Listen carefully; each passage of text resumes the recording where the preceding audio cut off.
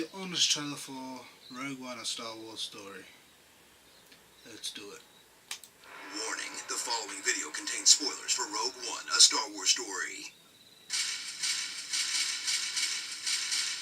Guys, you've seriously got to learn how to spell rogue.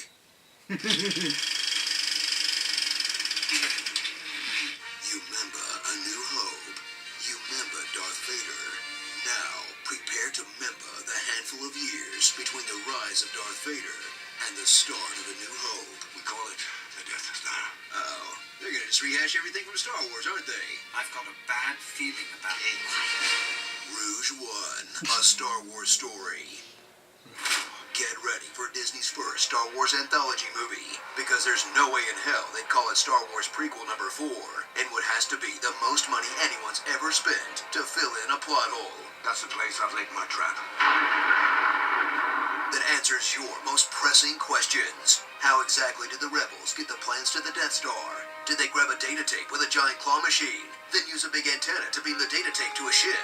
And then did that ship transfer the data to another smaller tape? And then to Princess Leia copy that smaller tape onto a tiny droid's hard drive? You know, whoever said this one is as good as Empire must be really into file formats. Meet an all-new gang of rebels you, how do I put this? Shouldn't get too attached to. No. Like Jyn Erso, the rebellious rebel who rebels so hard she does whatever her dad tells her. It must be destroyed. I know. We will. Whatever her surrogate dad tells her. Go with him, Jyn. You must go. And whatever her new co-worker tells her. I'm coming with you. No, we can't risk it. But sometimes she's pretty grumpy about it. Rebelling alongside Jyn is K2SO, a droid with more personality than any of the human characters. I'll be there for you. He did stand out.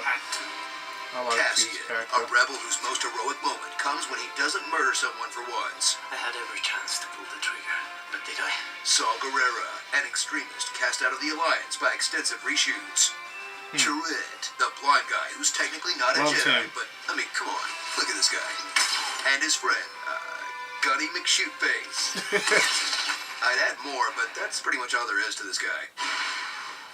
Cower before the might of the Empire, as various old dudes squabble over who gets credit for the Death Star. We stand here amidst my achievement, not yours. While down on the battlefield, stormtroopers are rolling out in 2 brand new flavors, but with the same old incompetence we're used to, whether they're missing easy shots. Yeah. I don't guess that. Casually getting taken out. Or setting up their weakness to sticks that the Ewoks would take advantage of.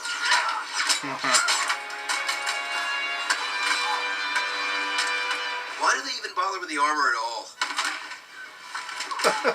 Enjoy one of the most beautiful Star Wars films to date that feels like the world's biggest budget fan film. Full of Easter eggs that will have die-hard fans saying, Gold leader, red leader. awesome! Guardians of the Wills. I get that reference. Hey, it's prequel guy. Blue milk, cool. Why does nobody ever tell me anything, Artu? Okay, I like them. You just watch yourself. So that's where those Cantina guys were. They were walking around. T-15s have been marked obsolete. T-15s. Yeah, I'm gonna have to look that one up later. Whoa, what an awesome way to put Tarkin in the movie. Never mind. And this feels wrong somehow. But nothing will service fans harder and faster than Darth frickin' Vader. Yeah. As a much older sounding James Earl Jones tries to give us a new iconic scene. Be careful not to choke on your aspirations. Let George Lucas write a line. But just when you think he's been wasted, extend your lightsabers That for was the awesome. most badass Star Wars moment Yeah. put to film. The hallway scene. That was awesome. Which makes Vader's next fight in the timeline even sillier than it already was.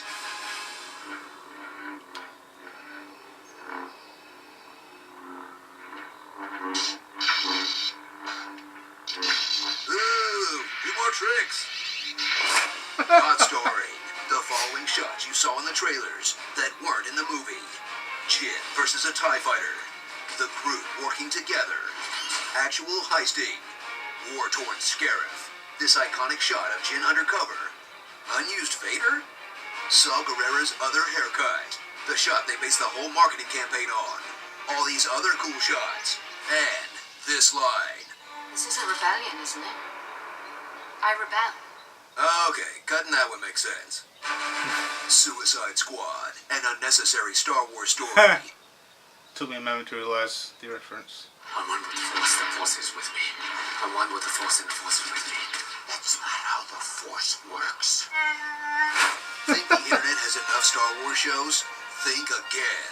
We've launched an all-new show with professional youngling Jenny Nicholson to explore the outer rim of the Star Wars universe.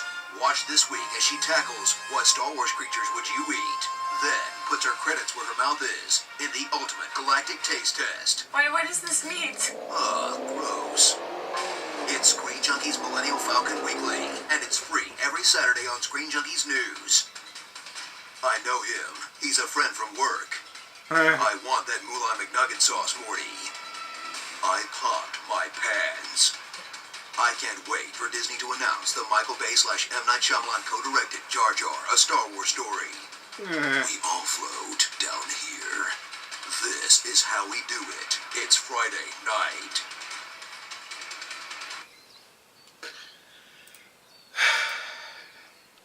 I liked Rogue One. It was good. It was good. You know, even if the Jedi and the Sith weren't the centre of the film, it was still a fun film to watch. Like, still lots of action. We got to know how they got the plans. We finally got to know how they got it. Darth Vader being a badass in Rogue One to being like a little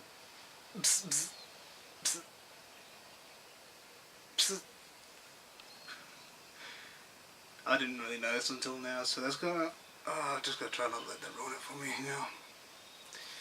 What can you do? What about you guys? Did you guys like Rogue One? Do you think they should have just not have done it at all? Comment below and let us know, eh? Catch us next time.